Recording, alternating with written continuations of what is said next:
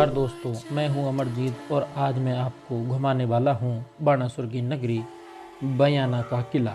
इसमें आगे मैं आपको बताने वाला हूं बाणासुर और भगवान श्री कृष्ण का युद्ध, विजयपाल और तवनपाल की कहानी और विजयपाल का इतिहास। ये जो आप जूम में देख रहे हैं मुख्य पहरेदार द्वार है।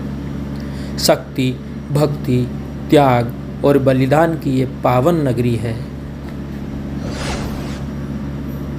यहाँ लगभग 2000 साल पहले बाणासुर का शासन हुआ करता था। यह घटना महाभारत काल की है दोस्तों। यह गढ़ मुख्य पहरेदार द्वार से 2 किलोमीटर की दूरी पर है।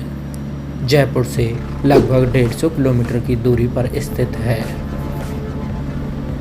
किले की मजबूत दीवारें जो मुगलों की तोपों से रक्षा करती थी।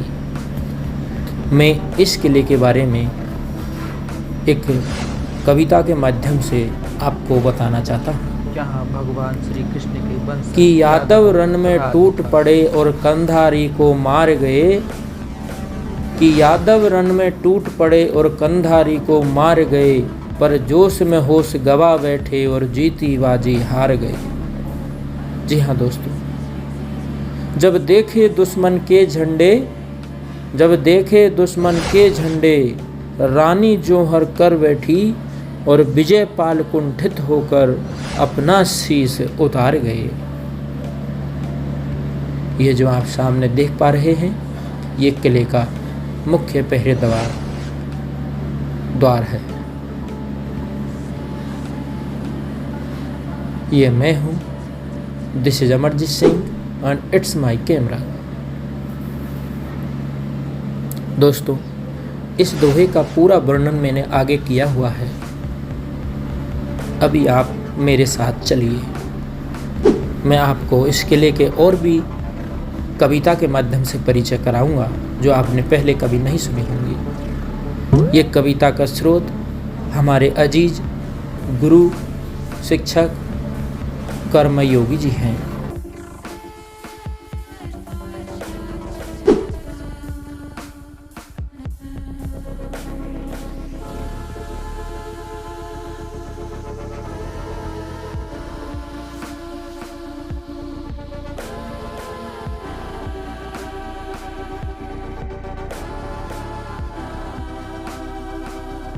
को घुमाया जा सकता है।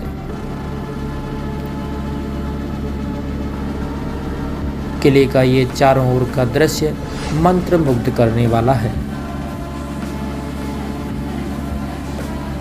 शक्ति, भक्ति, त्याग और बलिदान की यह पावन नगरी है।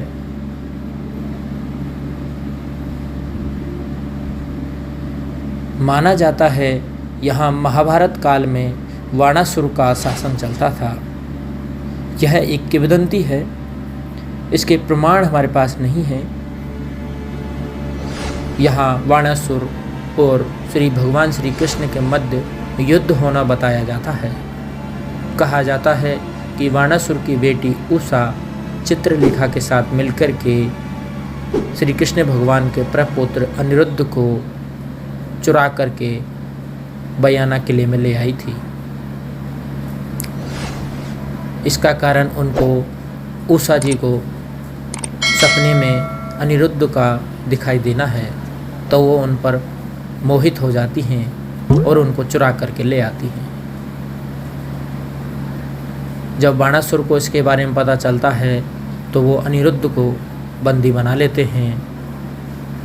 इसकी खबर जब श्री कृष्ण भगवान को लगती है तो वो बाणासुर पर हमला करते हैं और अनिरुद्ध और उषा की शादी इसी विजयगढ़ मंदिर में करवाते हैं।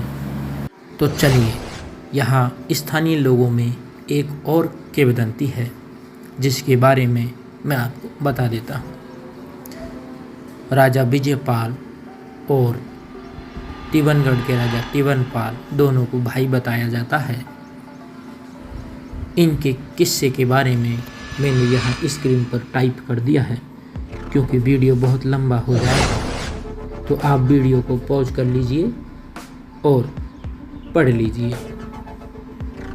इसका इतिहास में कोई उल्लेख नहीं है। लेकिन अब हम असली मुद्दे पर आते हैं, जो कि इतिहास में इसका वर्णन है।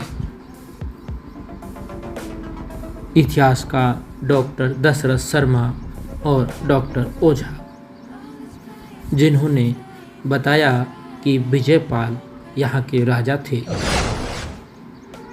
उनका शासन 1040 ईस्वी से 1043 ईस्वी तक बताया जाता है। 1040 ईस्वी में वो यहाँ के राजा बने और किले का पुनः निर्माण करवाया।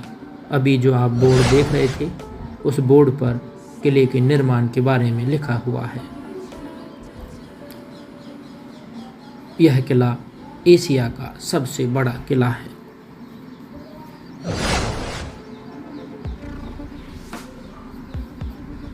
यहाँ 1043 ईस्वी में विजयपाल व अबू बकर कंधारी के मध्य युद्ध हुआ था। युद्ध में विजयपाल विजयी हुए। इस विजय का वृतांत मैं आपको एक कविता के माध्यम से सुनाना चाहता हूँ। चूँकि विजयपाल यदुवंशी भगवान श्री कृष्ण के वंशज थे, यादव थे, तो सुनिए। यादव रण में टूट पड़े और कंधारी को मार गए, पर जोश में होश गवा बैठे और जीती बाजी हार गए। यानी युद्ध तो जीत गए थे, लेकिन जब उन्होंने जीत गए तो जीत की खुशी में दुश्मन के झंडे और हथियार लेकर किले की ओर दौड़े। जब देखे दुश्मन के झंडे, रानी जौहर कर बैठी। रानियों ने सोचा कि दुश्मन हमारी सीमा में आ गया है। रानी जौहर कर बैठी और विजयपाल कुंठित होकर अपना शीश उतार गए। दोस्तों, इस प्रकार एक महान शासक विजयपाल का अंत हो गया।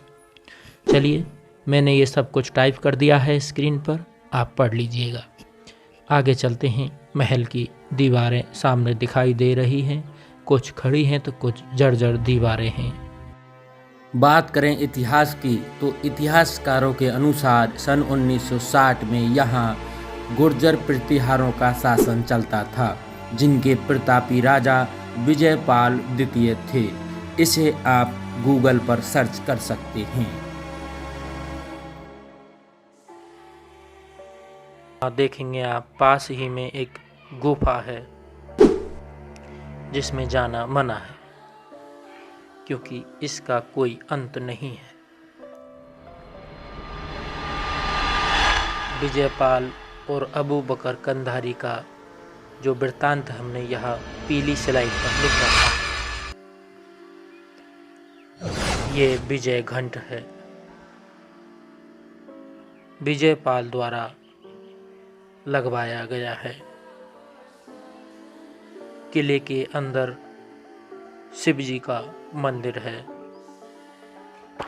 यहाँ कुछ दर्शक विजय घंट को बजा रहे हैं। अब चलते हैं अंदर। किले के तीसरा गेट है यह किले का। बाईं तरफ देखेंगे तो जर्जर दीवारें और महल हैं। कुछ दीवारें गिरी हुई हैं। समय रात्रि का होता जा रहा है, लेकिन हम अंदर जाएंगे। ये बाईं तरफ और एक महल है। सामने आप देख रहे हैं पेड़ खड़े हुए हैं और उनके बीचों बीच छोटे छोटे किले बने हुए हैं। ये सामने जो आप देख रहे हैं भगवान शिव का मंदिर है, जिन्हें पहाड़ेश्वर महादेव के नाम से जाना जाता है। यहाँ जो कोई भी मन्नत लेके आता है, भगवान पहाड़ेश्वर महादेव उसकी मन्नत पूरी करते हैं। मेरे साथ आप भी मन्नत मांग लीजिए, शिव जी आपकी मन्नत पूरी करेंगे। एक बार कमेंट बॉक्स में शिव जी का जयकारा जरूर लगाएं। दोस्तों, अगर मेरा यह वीडियो आपको इन्फॉर्मेटिव लगा हो तो प्लीज़ वीडियो को हो सके तो सब्सक्राइब कर लेना। अच्छा ना लगे तो डिसलाइक ज़रूर कर देना, जिससे अगर कोई कमी होगी तो मैं अपनी वीडियोज़ में सुधार करूँगा। ये एडिटिंग दोस्तों मैंने खुद ने की है, इसमें मुझे 2 दिन का वक्त लगा है। चलिए, मैंने दर्शन कर लिए हैं, आप भी कर लीजिए। आगे चलते हैं। मंदिर से बाहर आ गए। यहाँ कुछ ऋषि मुनि बैठे हैं, ये भी शाम को यहाँ नहीं रुकते हैं। यहाँ ऐसा माना जाता है, स्थानीय लोगों का कहना है कि यहाँ अजीबो गरीबें आवाज़ें सुनाई देती हैं। मेरी टीम के मेंबर अंदर जाने से मना कर रहे हैं। ये रानी महल है, तो मैं इसमें अकेला जा रहा हूँ। चलिए, मैं आपको दिखाता हूँ कि ये यहाँ से चारों ओर का दृश्य है। अब चलते हैं अंदर, रानी महल के अंदर।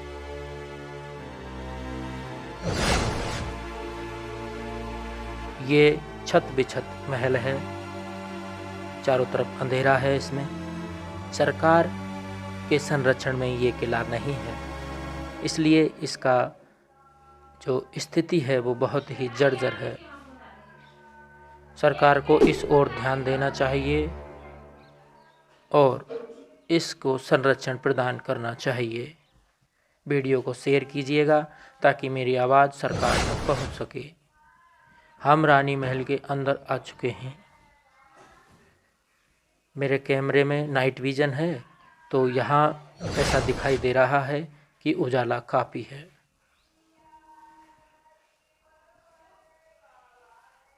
लेकिन अंदर बिल्कुल अंधेरा हो चुका है दोस्तों, और मैं इसमें अकेला हूँ।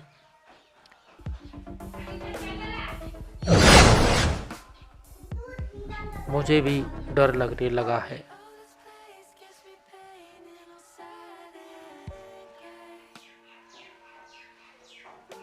यहाँ से कुछ आवाज़ें आ रही हैं। चलिए, मैं बाहर आ गया, ज़्यादा नहीं रुका। यहाँ 1821 में सोने के सिक्के मिले। आप सिनेमेटिक फोटोज़ का एंजॉय लीजिए, और मेरा वीडियो अच्छा लगा तो सब्सक्राइब जरूर कीजिए और दोस्तों को ज़रूर बताइए। कोई कमी हो तो सुधार के लिए कहिए, अच्छा ना लगे तो डिसलाइक कीजिए। Thank you.